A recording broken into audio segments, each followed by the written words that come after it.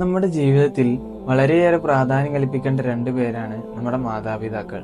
ചെറുപ്പം മുതലേ നമുക്ക് വേണ്ടി ഓരോ കാര്യങ്ങൾ ചെയ്തു തന്നിട്ടും നമ്മൾ ഇന്ന് ഈ കാണുന്ന രൂപത്തിലേക്ക് നമ്മളെ വളർത്തിയെടുത്തിട്ടും എങ്ങനെയാണ് അവരോട് നമ്മൾ പെരുമാറാറുള്ളത്?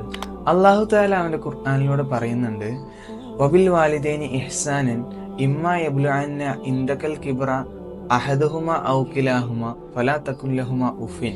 നീ മാതാപിതാക്കൾക്ക് നന്മ ചെയ്യണം.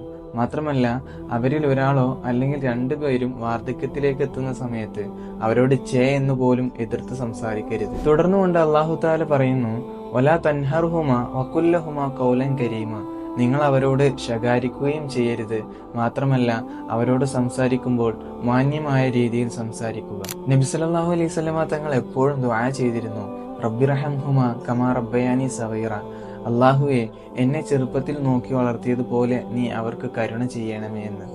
അപ്പോൾ നമ്മുടെയൊക്കെ മാതാപിതാക്കളോട് നല്ല രീതിയിൽ പെരുമാറുകയും അവർക്ക് വേണ്ടി എപ്പോഴും നമ്മൾ ദുആ ചെയ്യുകയും വേണം. മാതാപിതാക്കളുടെ മനസ്സ് വേദനിപ്പിക്കാതെ അവർക്ക് നന്മ ചെയ്തുകൊണ്ട് നല്ല രീതിയിൽ ജീവിക്കാൻ അല്ലാഹു തആല നമുക്ക് തൗഫീഖ് നൽകി അനുഗ്രഹിക്കുമാറാകട്ടെ.